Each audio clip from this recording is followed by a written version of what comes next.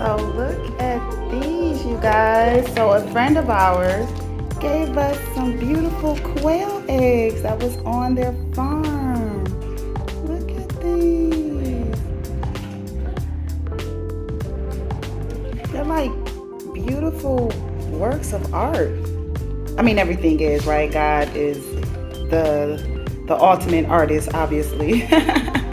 He created everything, but these are just so pretty. They're like beautiful little rocks. Our daughter was like, "Oh, look, they look like dinosaur eggs." Oh my goodness.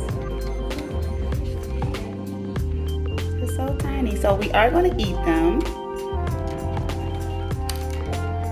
So yeah, they're too tiny to like go through the whole process of scrambling, cracking and scrambling and all that. So what I am going to do is just boil them. So yeah, and give them to the kids because they're so tiny. So kids love to eat small cutesy things. But yeah, you guys, quail eggs. Ah!